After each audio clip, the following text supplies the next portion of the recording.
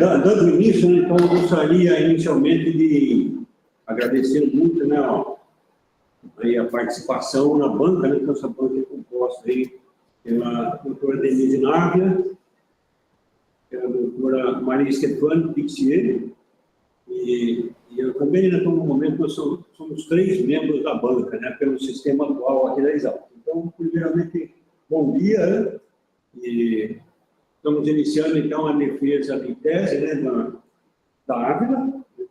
Então, o título da tese dela, né, está em inglês, né, foi escrito em inglês a tese, né, Diversity, Predatory Potential of Amazina Soil Mites, Mesostigmata, on the Caatinga Biome and Construction of Databases for Ologamastli and Rhodocari, Mesostigmata rhodocaroi.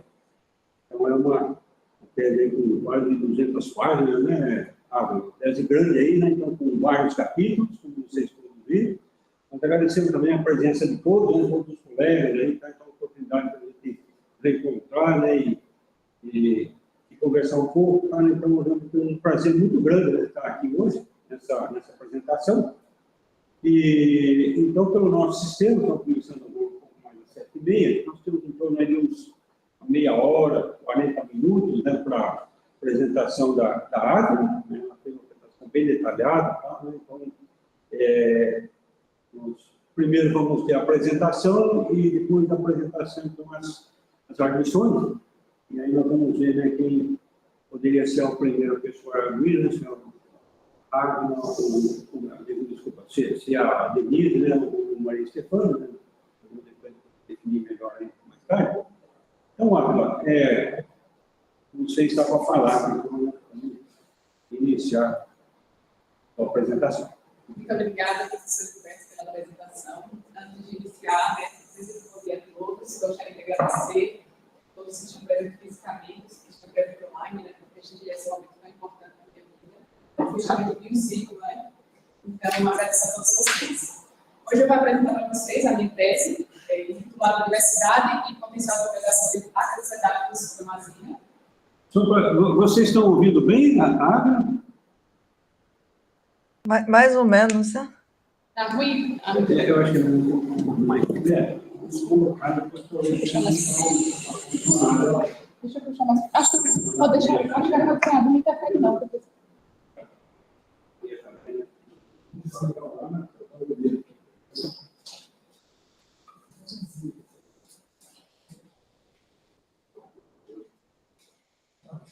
Vocês conseguem escutar bem agora?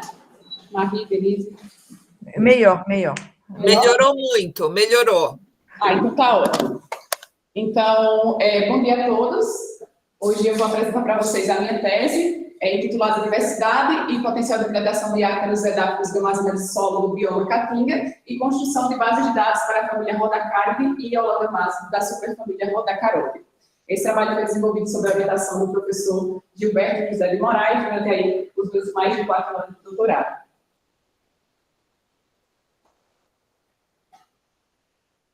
Então, a tese, ela está... Acho que está com problema aqui. Eu acho que demora um pouquinho primeiro, pouco, acabou da... Isso. Mas acho que está com problema do... Passa bem lentamente.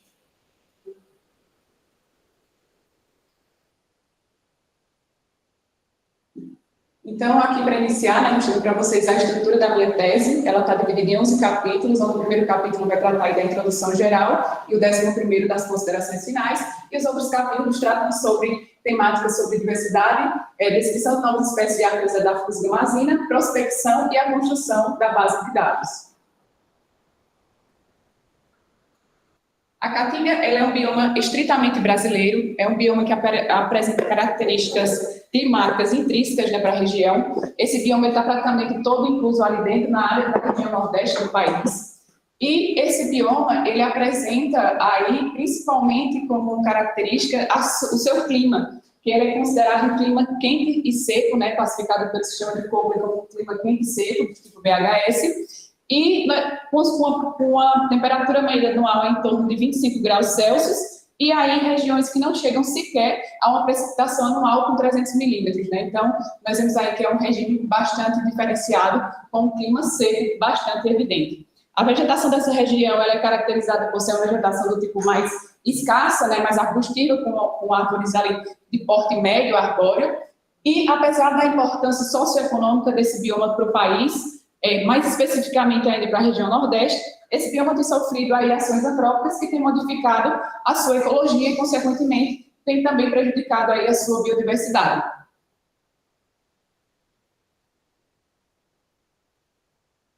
Então, em relação aos estudos dos ácaros de solo, né, nós sabemos que hoje nós temos aí cerca de 60 mil espécies de ácaros descritas atualmente, mas expectativas indicam que esse percentual seja muito mais elevado, girando aí em torno de 5 até 10 milhões de espécies a serem descritas, e cerca de 20% dessas espécies que nós temos hoje correspondem aos ácaros mesoestigmáticos.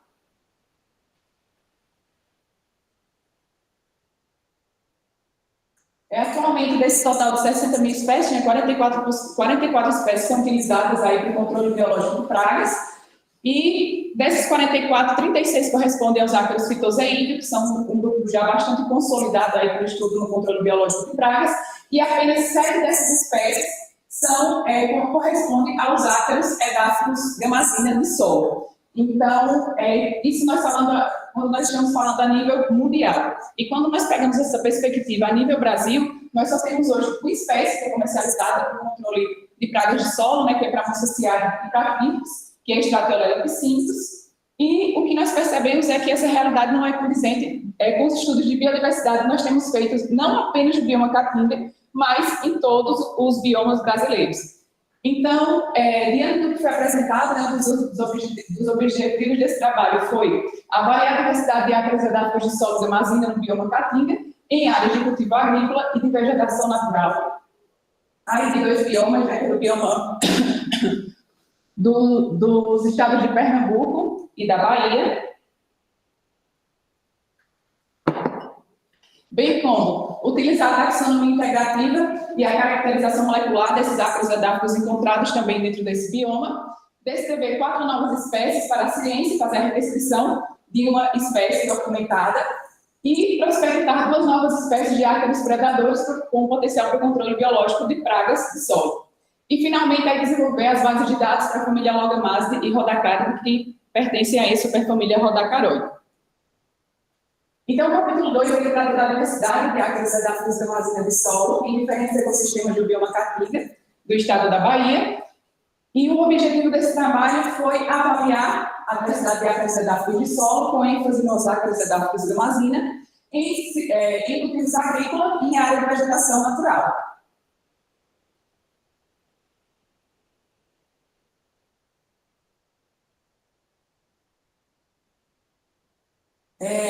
As coletas elas foram realizadas aí na cidade de Paulo Afonso, no estado da Bahia. Essa cidade está localizada a 243 metros de altitude em relação ao nível do mar. E as coletas foram realizadas aí em cultivo de mandioca, em uma área de 4 hectares aproximadamente, em cultivo de palma, com cerca de 1 hectare, e em área de pastagem, com cerca de 5 hectares, e em um fragmento de vegetação natural, correspondendo aí em torno de uma área de 3 hectares.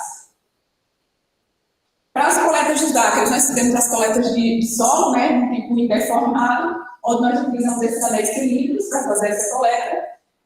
Nós retiramos esse material do solo, acomodamos em caixas com gelóis no interior para não ter resfriamento e evitar a mortalidade desses ácaros. Após esse procedimento, nós transferimos para o Laboratório de Ecologia e Agrologia da UFAL, onde nós fizemos a extração desses ácaros, né, no fluido vertébrico modificado, que é um aparelho para fazer extração, né, de organismos de solo, e ele consiste em 2 partes, aqui uma superior e uma inferior, onde essa superior vai gerar uma fonte de calor e forçar com que esses ácaros caiam para essa região inferior, onde nós temos aí um frasco com o material fixador para o recebimento desses ácaros.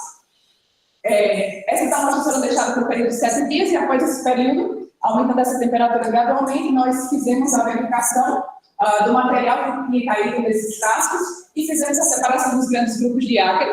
E os ácaros mesostigmata, nós montamos em lâmina com meio de roia, E, após essa montagem, nós colocamos essas lâminas em estufa, né, de aeração forçada, por um período de 7 dias, aí em temperatura de 45 a 50 graus, e após esse período nós fizemos aí a identificação dessas espécies sob o microscópio, com o auxílio de chaves dicotômicas especializadas para cada grupo.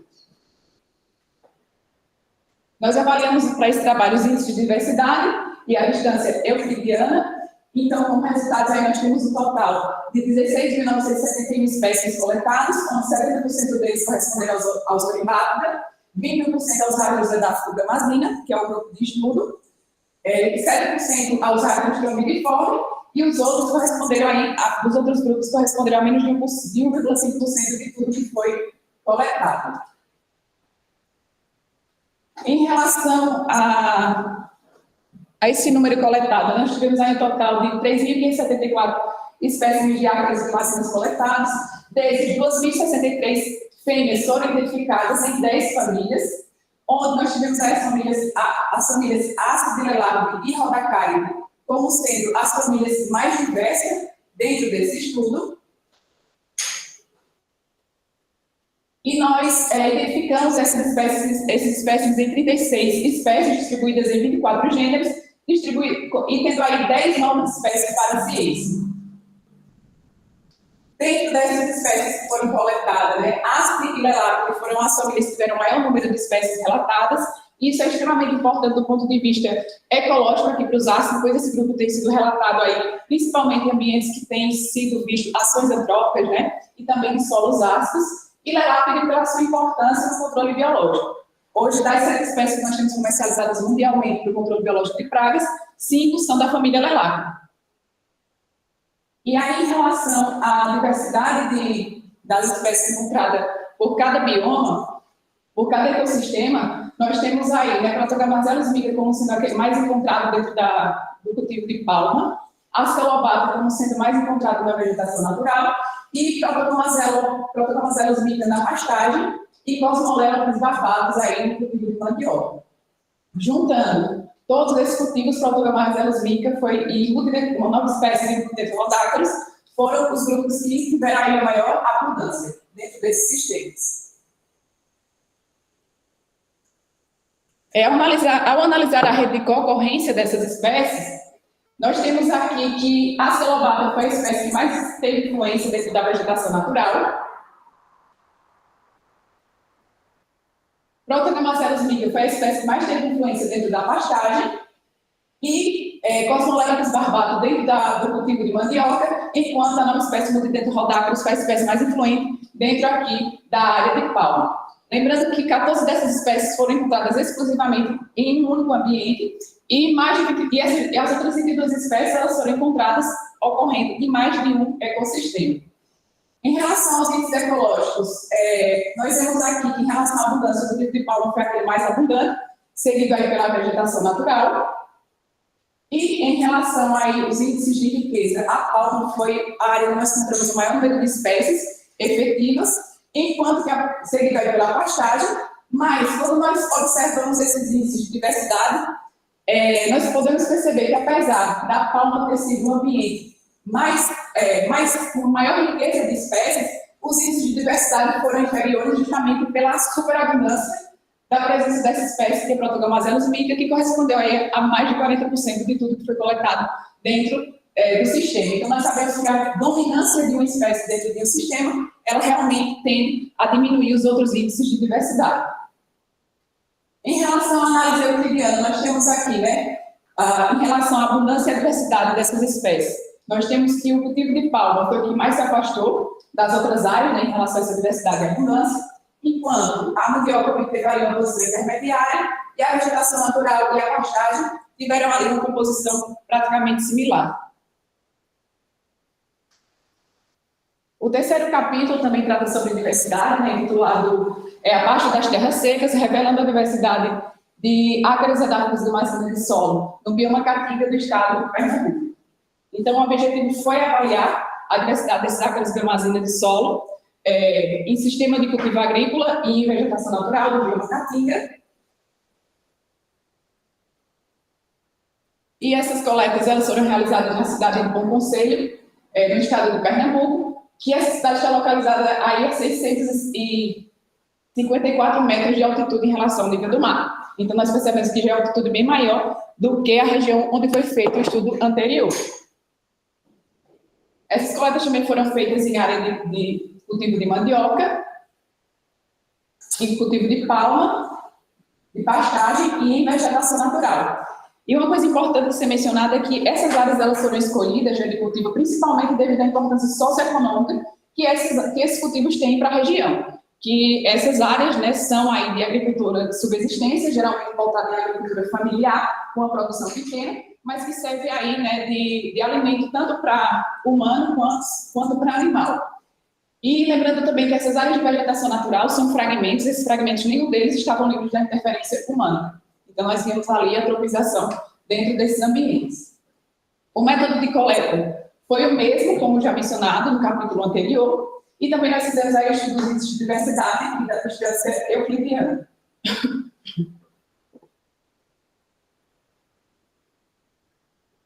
Então, nós tivemos aí um total de 19.287 espécies coletadas, onde 47% delas corresponderam ao olfatinho, 32% ao estrombifose, 19% ao de interesse por os ácidos da fosfomazina e menos de 1% corresponderam aos outros grupos que foram uropodina e astaglimatina. Nós tivemos aí um total de 3.633 espécies de gamazina coletadas, nós identificamos 2.265 fêmeas adultas em 11 famílias, então nós vemos aqui o padrão se repetindo, onde a família Acinodacaridia e Lelárdia também foram as famílias mais abundantes dentro desse sistema. Isso tem sido um padrão que se repete não apenas nesse trabalho, mas também em outros estudos de diversidade e em outros biomas brasileiros. E aqui, esses gamazinas foram identificados em 73 espécies, distribuídas em 32 gêneros, e 24 novas espécies foram aí descobertas para a ciência. E aqui nós temos novamente a família Acidae e Lelárdia, aí figurando, né, entre as famílias que tiveram maior número de espécies descritas. E aí, como mencionado, né, no outro capítulo, a importância disso ocorrer nos solos brasileiros. E aqui nós temos os cultivos, né, onde nós podemos observar que a espécie Multidente Rhodacros ou egípcios foi aquela mais abundante dentro do cultivo de mandioca, correspondendo a 40% de tudo que foi encontrado, e Protogamazellus mica foi a espécie mais abundante dentro dos outros ecossistemas. Então, isso mostra a predominância dessa espécie, né, como ela está bem distribuída e adaptada a esses sistemas. E juntando todos esses ecossistemas, Protogamazellus mica e Multidente Rhodacros egípcios também foram as espécies mais abundantes. Em relação aos índices ecológicos, nós temos aqui a mandioca como sendo a área que foi mais abundante, mas foi principalmente devido à presença de Multidente Rhodacros egípcios, seguido aí pela palma. E em relação à riqueza de espécies, nós temos aí a palma, a pastagem como sendo o ambiente mais rico em número de espécies, 44 espécies descritas, né, espécies efetivas, e a palma, seguido pela palma, com 38. Mas aqui também acontece o que ocorreu no outro capítulo, né, em relação aos índices efetivos de diversidade. Pois como na vegetação natural nós não tivemos uma espécie super abundante, dominante no sistema, elas estavam melhor distribuídas. Então, os índices de diversidade foram melhor para essa área de vegetação natural do que para a pastagem, onde nós tivemos aí um número observado de espécies maior. Aqui, esse gráfico, né, a curva de rarefação, é um gráfico muito interessante, que ele nos mostra em relação ao esforço amostral que nós fizemos em cada área. Então, esse gráfico nos mostra que se nós tivéssemos feito maior esforço amostral em determinada área, nós teríamos aumentado ou não esse número de espécies. E aqui nós podemos perceber que para o cultivo de mandioca, para a palma e para a vegetação natural, essa curva de rarefação nos mostra que se nós tivéssemos feito mais amostragem dentro desse espaço, nós teríamos aí aumentado não significativamente esse número de espécies, em torno de 3 a 4 por cada ecossistema. Já, se nós tivéssemos feito maior esforço amostral para coletar no cultivo na área de pastagem, essa diferença realmente seria significativa, nós teríamos ali obtido cerca de 10 espécies a mais do que aquilo que nós observamos em campo, né? Nós observamos em laboratório. E aí, aqui em relação à distância euclidiana, nós tivemos a pastagem como sendo o ambiente que mais se diferenciou dos outros ecossistemas em relação à diversidade e abundância de espécies encontradas. A vegetação natural ocupou uma posição intermediária entre eles e a palma e a mandioca ficaram ali juntos, né? Em relação a essa diversidade e abundância. O capítulo 4, ele trata da caracterização molecular e filogenética dos ácaros adáficos de Amazônia encontrados no bioma Caatinga e em outros biomas brasileiros. E o principal objetivo foi implementar a caracterização molecular dos ácaros adáficos de Amazônia encontrados em diferentes biomas brasileiros através do uso de diferentes marcadores moleculares. Então, essas coletas no bioma Caatinga foi realizada no cultivo de palma, mandioca, uma área de pastagem e um fragmento de vegetação natural. E nos outros biomas, né, Cerrado, Pantanal, a Mata Atlântica e a Amazônia, eles foram coletados aí em diversos cultivos. As espécies que foram iguais para esses biomas foram a espécie Cosmolelepis barbatus, que foi coletada no bioma Caatinga, Cerrado e Mata Atlântica, Gamazelotes lavafés, que nós tivemos populações provenientes da Caatinga, do Cerrado e da Amazônia. E aqui, Trocogamazelotes aéreos, provenientes da Caatinga, do Pantanal e da Mata Atlântica. O método de coleta foi praticamente o mesmo, né, como já mencionado nos outros capítulos, só que aqui nós fizemos a coleta desses ácaros vivos, né? Ao invés de nós colocarmos um material fixador para coletar esses ácaros, nós coletamos aqui esses ácaros vivos, que foi para fazer o estabelecimento dessas criações em laboratório. Os ácaros foram coletados, individualizados e depois estabelecidos em criações maiores dentro do laboratório. O processo de extração do DNA desses ácaros foi realizado utilizando a euquitoquiagendeniase, através do protocolo de purificação total do DNA modificado por Canu. E esses ácaros foram, a extração desses ácaros foi feita individualmente, né? Nós utilizamos aí 10 espécies de cada espécie para fazer essa extração, e após esse processo de extração, esses ácaros foram montados para servir como espécie Gold daquilo que a gente tinha feito a extração para confirmar posteriormente. Então, nós tentamos amplificar aí os primes mitocondriais 12S, B e COAN, e os nucleares 28S e ITS em condições de PCR específicas. Após esse sequenciamento, nós obtivemos essas sequências, né, fizemos o alinhamento dessas sequências utilizando o programa Omega. Nós fizemos a limpeza dessas sequências, fizemos o alinhamento manualmente, depois calculamos a distância genética dessas espécies e também fizemos aí a construção da árvore filogenética utilizando o modelo Tamura Main Model.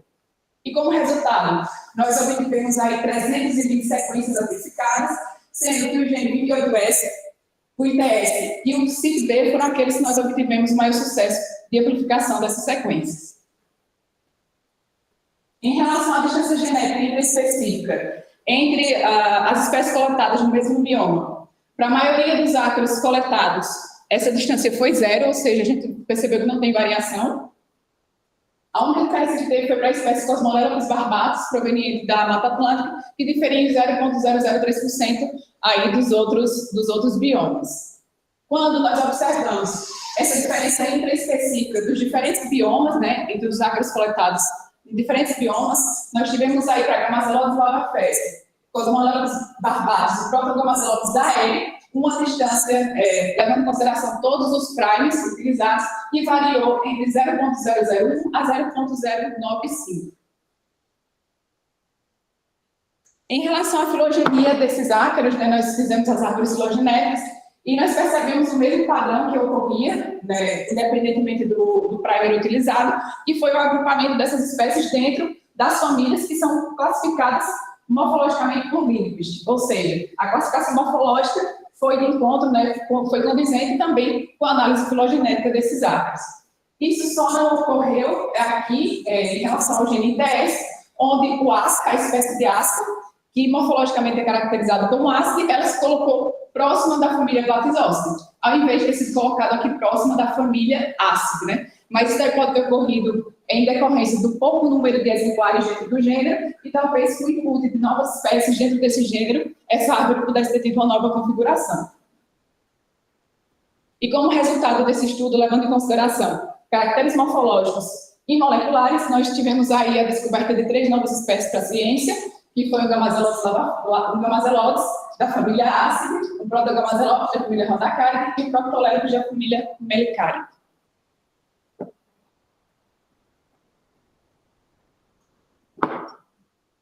O capítulo 5, ele trata da descrição de novas espécies de Lasioseiros do Brasil e a redescrição de Lasioseiros meridionais.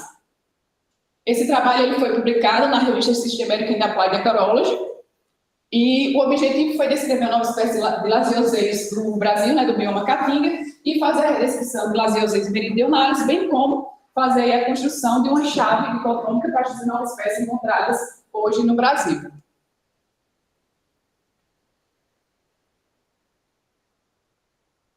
Lasioseiros biota, que foi a nova espécie descrita, ela foi encontrada em cultivo de palma na cidade de Paulo Afonso, no estado da Bahia, e na cidade de Olinda das Flores, no estado de Alagoas. E Lasioseiros meridionais foi encontrada em cultivo de pastagem na cidade de Paulo Afonso, na Bahia. E nós também fizemos a avaliação do holótipo, né, do holótipo fêmea, que foi encontrada na Universidade de Miami e está na Flórida.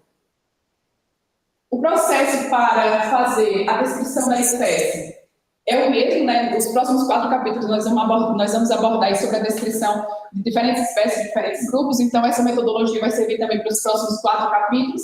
E para fazer a descrição das espécies, nós precisamos fazer a montagem do ácaro. Nós pegamos o ácaro, que é o objeto de estudo, fazemos a montagem desse ácaro em lâmina com meio de boia. Após essa montagem, nós levamos essa lâmina para secar em estufa por um período de 7 dias em uma temperatura de 45 a 50 graus. Após esse período, nós fazemos a avaliação dessa lâmina em microscópio, né, de interferência de contraste de fase, fazemos todas as medições ali que têm importância taxonômica para o grupo, e logo após, também fazemos tiramos fotos, né, desses ácaros, fazemos uma montagem utilizando o programador Illustrator, e com a ajuda de uma mesa digitalizadora, nós fazemos aí a descrição científica, né, a ilustração científica desses ácaros para sua posterior descrição.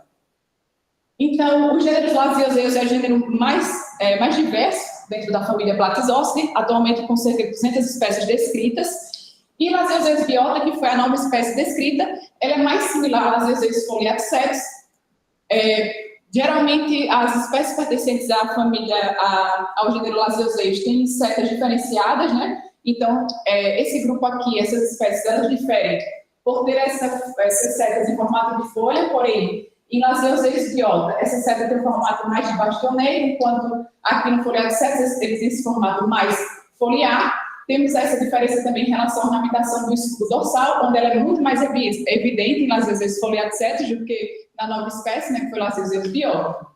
Temos também aqui diferenças na região ventral, onde no Lasioseiros foliacetus nós temos a inserção da JB5 dentro do escudo ventral, enquanto no biota essa seta está fora do escudo ventral, diferença no formato da seta esfasinal e principalmente em relação a essa extensão pós-estigmática que é bastante evidente na nova espécie que foi descrita de Lasioseiros biota.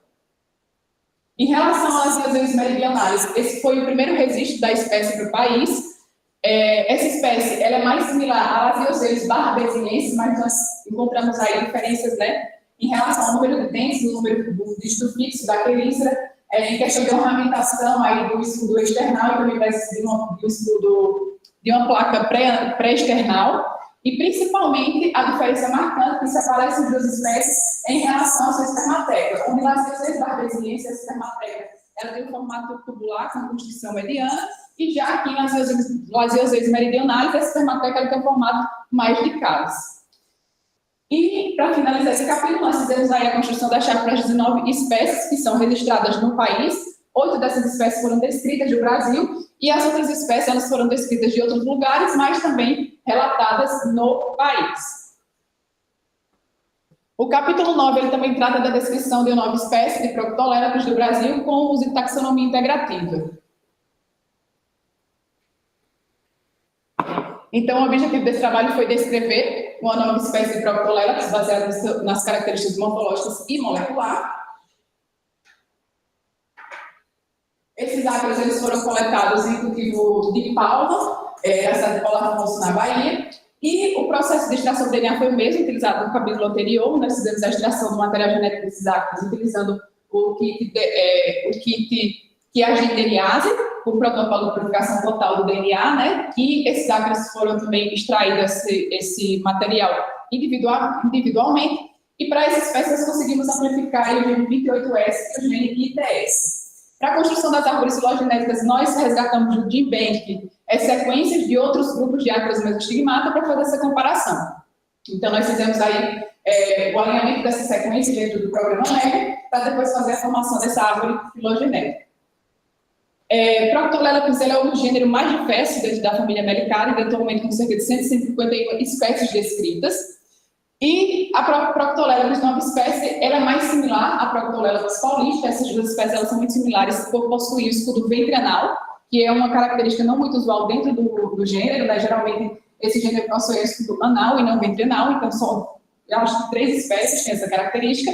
Mas Proctolelapis nova espécie, ela difere do Proctolelapis paulista, principalmente devido a esse padrão de ornamentação que o Proctolelapis paulista tem na região opcional do escudo dorsal, enquanto que na nova espécie ela não tem esse padrão de ornamentação.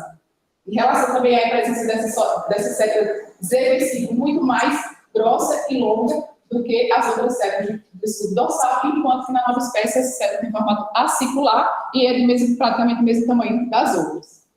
Em relação à análise filogenética, nós podemos perceber aqui que as espécies de Proctolelapis resgatadas do GenBank, elas se agruparam junto com a espécie Proctolelapis, né, com a nova espécie Proctolelapis, mostrando aí que realmente esse grupo aí forma um quadro foco.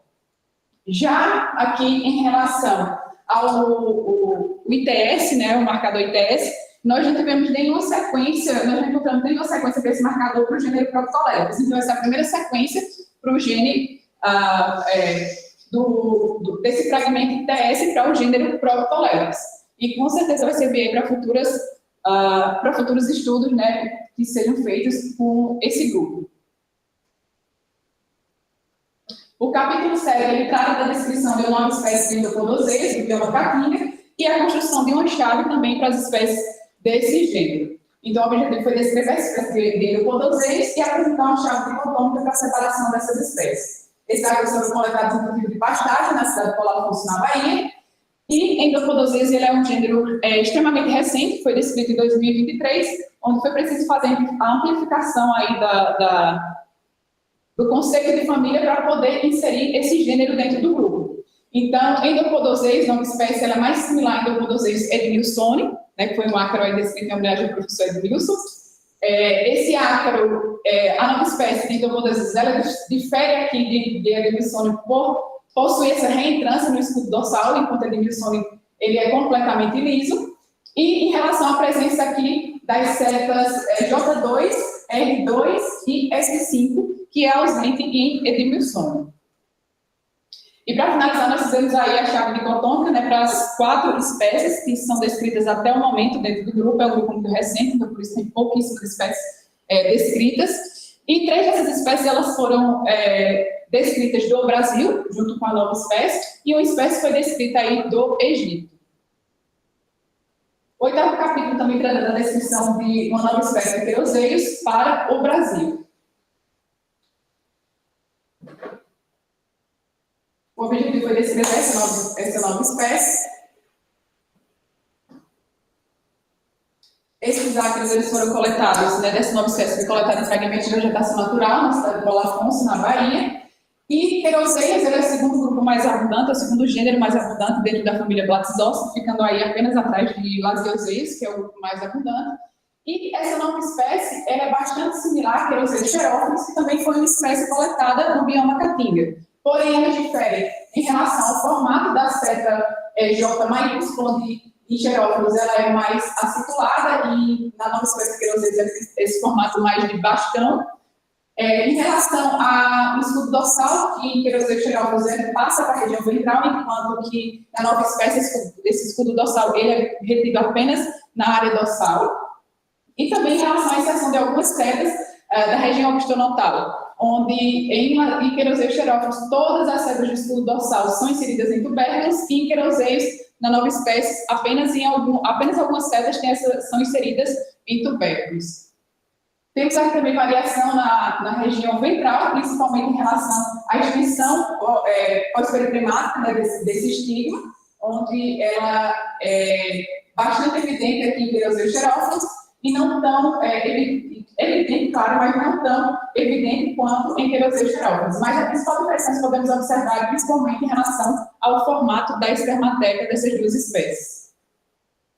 O nono capítulo ele trata de informações sobre a base de dados geradas para a família Ologamasse de Rhodocarides, né, falando aí sobre sua distribuição mundial e também sobre os seus hospedeiros. Então, o objetivo foi sintetizar as informações sobre a distribuição geográfica dos ácaros Rhodocarides de Ologamasse ao redor do mundo para suportar futuros estudos taxonômicos e aplicados para esse grupo. Então, o ponto de partida para fazer essa base de dados foi através dos catálogos, né, já publicados de Ologamasse e Rhodocarides, foram os catálogos publicados em 2016, Ologamasse 2012, para Rhodocarides pelo professor Rafael. E além desse catálogo, nós tivemos aí a pesquisa em quase 10 mil trabalhos científicos para buscar informações sobre novas espécies dentro desses grupos, bem como sua distribuição e hospedeiro.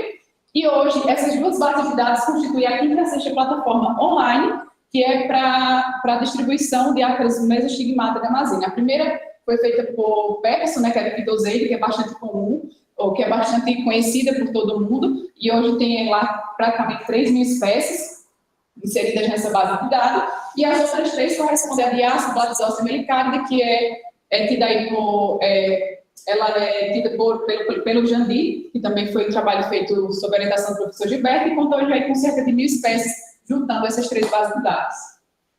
Ao entrar no site para verificar a base de dados, vocês vão ver esse template, né? A base de dados está hospedada no website do Departamento de Entomologia e Acarologia da Exalc. Então, vocês vão poder pesquisar pela espécie, uma pesquisa avançada, pela árvore, que vai mostrar todas as espécies, e pela referência. Então, caso você queira clicar para pesquisar por espécie, você digita o nome da espécie, como, por exemplo, aqui eu digitei a cor do mais usável, clico em pesquisar, ele vai me dar a espécie, e, consequentemente, ao clicar em cima do nome da espécie, eu vou ter a distribuição e todos os hospedeiros que essa espécie foi encontrada. Caso você queira fazer uma pesquisa avançada, você pode colocar aqui, por exemplo, eu coloquei o gênero Gamazípis do Brasil, e ele vai me mostrar aqui todas as espécies de Gamazípis que foram encontradas no Brasil. E ao clicar em cima, eu vou ter informação sobre hospedeiro e distribuição dessas espécies. No caso de pesquisa por árvore, vai me mostrar uma lista com todos os gêneros da família, e ao clicar, em qualquer um desses gêneros, eu vou ter a lista aqui das espécies dentro de cada gênero, ao qual eu posso escolher para verificar as informações de distribuição. E, por último, nós temos aqui a pesquisa por referências, onde eu posso utilizar ali até uma busca por 3 autores. Eu coloquei aqui apenas um autor para vocês verem, coloco o nome do autor, coloco em pesquisar e vai mostrar para você a lista que esse autor está em primeiro. Em relação ao Ologamasse, hoje nós temos 472 espécies válidas, distribuídas em 44 gêneros. Essas espécies foram reportadas de 135 países e 7 ecozonas, sendo que a região neotropical é aquela com maior número de espécies descritas até o momento, correspondendo a 33% de tudo que foi encontrado, seguido pela Australásia com 29%, e a região paleártica com 22% de tudo que foi descrito. Os países com maior número de espécies descritas foi Chile, Austrália e Nova Caledônia, e 85% dessas espécies elas foram registradas apenas no país onde ela foi descrita. O que isso não quer dizer que seja uma espécie endêmica, simplesmente que não teve estudo suficiente para procurar essas espécies em outros locais. E 75% dessas espécies foram coletadas do solo, os outros 25% foram coletados aí de outros hospedeiros, como, por exemplo, ninho de roedores, e a espécie com maior número de citações de distribuição geográfica, esses colélicos incoronados, sendo registrada aí em 16 países. Para a Rhodocarides, hoje nós temos 164 espécies válidas, distribuídas em 15 gêneros.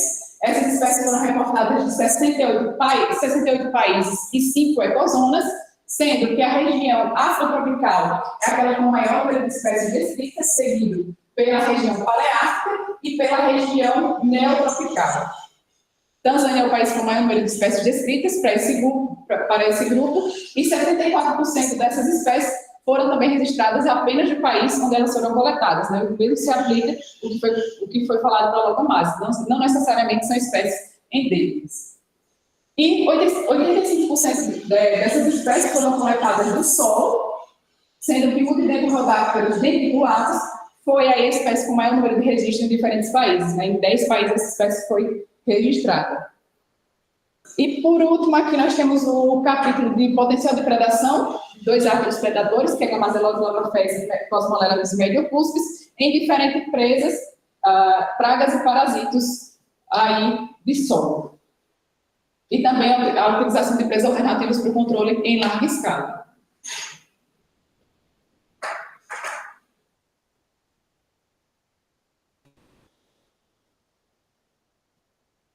Então, o objetivo desse trabalho foi avaliar o potencial de predação das 2 espécies de ácaro mesostigmata de solo, né, Cosmoleros mediocuspis e Gamazelose lavafés, em diferentes presas. Esses ácaros eles foram coletados em cultivo de palma, em cultivo em área de pastagem e em cultivo de mandioca, e o processo de coleta foi o mesmo, como já mencionado nos capítulos anteriores. Esses ácaros foram coletados vivos para posterior estabelecimento dessas populações em laboratório, onde nós obtivemos aí um número suficiente desses ácaros para fazer os testes de laboratório. Nós testamos como presas 2 nematóides, Hemopsis tortus, que é um nematóide parasita de ovinos, Meloidógeno javanica, que é um importante parasita de plantas. Testamos a Bradissia matogrossense, que é uma praga bastante comum, né, principalmente em casa de vegetação, e Rhizographus columbianus, que é conhecido como a praga dos bulbos. Como presas alternativas, nós oferecemos ovos de Ephestia guniella, oferecemos também os ácaros Astigmatina, Crisíphodus destructor, Thyrophilus crassidiceter, Thyrophilus putrescentia, e também o nematóide de vida livre, Rhabdella axe, que é o nematóide já utilizado como presa padrão para essas criações de laboratório. Para os testes utilizando os nematóides, nós utilizamos esse tipo de arena, que foi forrado, é uma pequena arena, né, de acrílico, que foi forrada aqui com fundo com agar a 5%, onde nós colocamos também no seu centro uma pequena plaquinha de gesso e carvão ativo para facilitar a oviposição e encaminhamento desses ácaros. E nessas placas foram pipetadas 500 J3 em 30 microlitros de Hemopsis tortus e 500 J2 em 30 microlitros de Meloidógeno javanica. Após essa pipetagem, uma fêmea adulta desses ácaros foi transferida para a arena e essa arena foi vedada. Essa arena foi vedada para depois ser avaliada. Em relação às outras presas oferecidas, né, que foi Bradissia matogrossense e Rhizographus columbianus, nós oferecemos diferentes fases dessas presas, e para essas presas e para as presas que foram oferecidas ad libitum para os predadores, nós utilizamos esse tipo de arena, que foi a arena padrão forrada ali com fundo para assimilar o solo com gesso e carvão ativo. Então, após transferir as presas, nós transferimos aí uma fêmea de cada ácaro predador para as arenas, essas arenas foram vedadas, nós fizemos 30 repetições para cada tratamento, fizemos a avaliação durante um período de 10 dias, em temperaturas ambientais controladas e no escuro. Para a contagem dos nematóides, nós tivemos aí como auxílio uma câmera de Peters, que é utilizada para fazer essa contagem, e também fizemos essa contagem sob microscópio de contraste de fase. Então, nós lavávamos esse material, né, que está na placa, o agar e a plaquinha, nós lavávamos e fazíamos as contagens desses nematóides até não haver mais a presença desses organismos.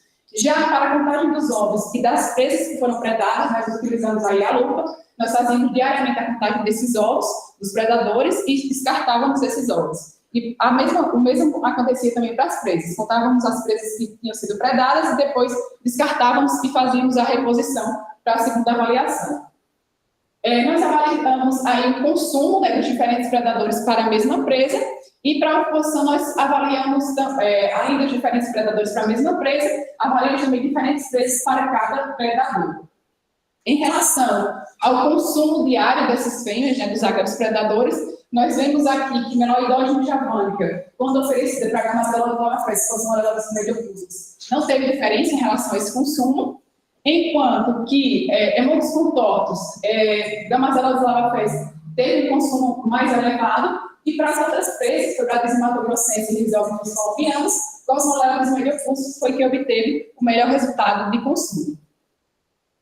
Em relação à comparação entre os predadores para a taxa de oviposição diária das fêmeas, de fêmea-dia, nós temos aqui como sendo Meloidógenes javana, que é Montes Contortos, né, os nematóides, sendo melhor para a oviposição de Gamazela dos Lavafés, com 3 ovos fêmea-dia e 1,6. E para Cosmoleros Mediocursos, nós tivemos aqui as presas Brasília, Mato Grossense e Risógrafos Colombianos como sendo as melhores presas para a oviposição de Cosmoleros Mediocursos. Em relação a essa taxa de oviposição, comparando as presas para o predador, nós tivemos aí o ácaro, o nematóide, Meloidógeno fitoparasita, Meloidógeno javânica, como sendo aquele que melhor favoreceu a oviposição do predador Gamazela dos Lavafés, e para Cosmoleros Mediocursos, nós tivemos aí o ácaro Astigmatina Risógrafos Colombianos como sendo aquele que favoreceu a melhor oviposição. Mesmo que nós observamos aqui que essa oviposição tenha sido baixa para todas as presas oferecidas, mas essa presa foi a que melhor favoreceu essa oviposição. Em relação à taxa de sobrevivência, nós temos aqui como os nematóides, né? Parasitas, sendo aqueles que melhor favoreceram essa sobrevivência para o ácaro predador Gamazela dos Lavafés, enquanto que para Cosmoleros Mediocursos, essa taxa de sobrevivência foi melhor verificada quando oferecida a presa Meloidógeno javânica, com cerca de 86,6% de sobrevivência dos ácaros. Em relação à taxa de oviposição diária, para os ácaros predadores, quando nós oferecemos as presas ad libitum, né, para fazer esse teste com o intuito de criação massal desses ácaros predadores, nós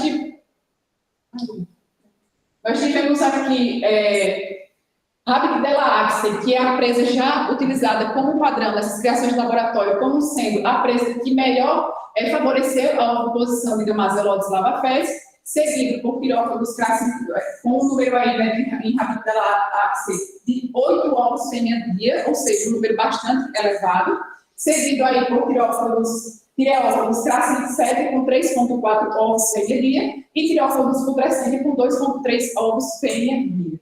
Já para Cosmoleros Mediocursos, a presa que foi oferecida ad libitum, que favoreceu a melhor oposição desse ácaro predador, foi os ovos de Echeverria, que o ácaro predador teve aí, na média de 1,3 ovos por dia. Seguido aqui por Tireófagos crassicida e Rabidella axi, com cerca de 1 ovo posto por fêmea por dia. E aqui o que nós podemos observar é o comportamento desses predadores totalmente diferenciado em relação à ausência do alimento. Enquanto o Gamazela dos Lavafés, ele não ovipositou de forma alguma na ausência do alimento, Cosmoleros Mediocursos ainda destinou algum tipo de recurso para fazer uma oviposição, mesmo que mínima, ele ainda ovipositou aí uma taxa de 0,2. Em relação aqui à sobrevivência, nós temos Rabidella axi como sendo aquele que melhor favoreceu a sobrevivência do ácaro predador Gamazela dos Lavafés, e a Flechtoconiella foi o melhor favorecer a sobrevivência de Cosmoleros Mediocursos. Em relação aqui, nós podemos observar também esse padrão de sobrevivência, levando em consideração a ausência do alimento. Enquanto o Gamazela dos Lavafés, ele teve uma taxa de sobrevivência muito baixa, né, cerca de 40% das espécies sobreviveram. Cosmoleros Mediocursos teve uma taxa de sobrevivência relativamente alta, de 80% das espécies que foram testadas. E nós podemos observar que essa taxa de sobrevivência foi, inclusive, superior quando oferecido aqui, ó, a presa Glyciphagos destructor. Esse dado é um dado muito interessante, principalmente se nós pensarmos do ponto de vista aplicado. Por quê? Isso aqui está nos mostrando que esse ácaro ele consegue sobreviver em campo mesmo na ausência da presa. Será que poderia ser feito algum tipo de manejo para a liberação desse predador até a chegada dessa presa no ambiente?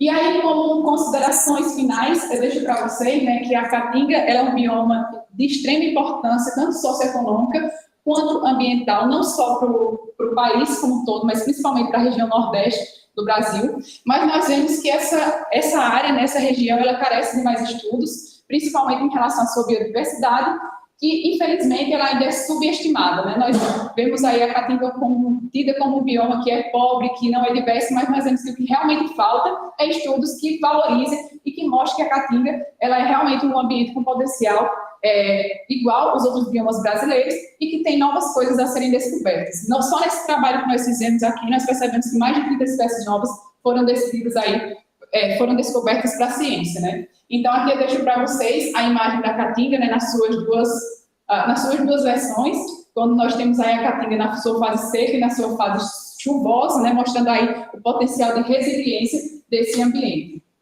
Então, para finalizar, eu gostaria de agradecer a ESAL, que é o Programa de Pós-Graduação em Entomologia, ao Laboratório de Acariologia, à FAPESP pela concessão da Bolsa de Estudos, à Universidade Federal de Alagoas por todo o suporte dado em relação às coletas desse material de solo, e também ao CBGP por todo o apoio, né, durante o meu doutorado de sanduíche que eu realizei na França. Professor, vou deixar para fazer os agradecimentos depois. Depois você pode mostrar isso no final. Melhor. Deixa eu tirar aqui. Mas se você quiser, pode mostrar. Não.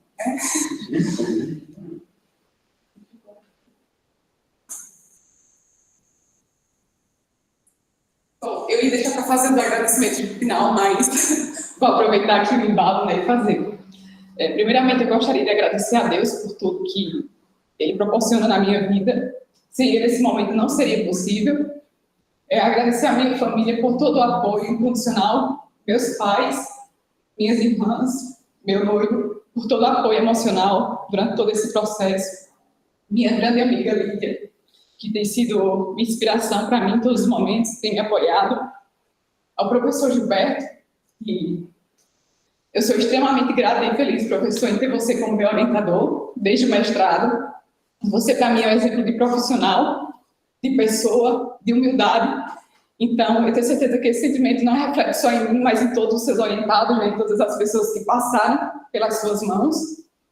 Professor Fleshman também, que indiretamente nos orienta, né, nos corredores da vida, sempre estando ali nos provocando com perguntas. Então, professor Fleshman, foi um prazer conviver com você. Muito obrigada por toda a sua contribuição na minha formação. Ao Rafael, que se tornou um grande amigo, ao qual eu tenho muita admiração. Então, agradeço demais por toda a ajuda que você me deu no desenvolvimento desse trabalho. Então, minha gratidão. A Denise, a todos os amigos do laboratório de acariologia, né, que estão aqui comigo, os que não estão, que estão vendo virtualmente. Ao professor Edmilson, que foi meu orientador aí. Ele é meu orientador até hoje, né, da graduação até agora. A Denise, a Marie, por ter me recebido tão bem no CBGP. Me senti extremamente em casa com vocês. Para mim foi grandioso poder ter compartilhado esse momento com vocês, por ter aprendido tanto, né? A Thaís, que me recebeu tão bem na França, todos os amigos do CBGP. E é isso. Sintam-se abraçados e agradeço a todos que contribuíram direto e indiretamente para a minha formação. Muito obrigada.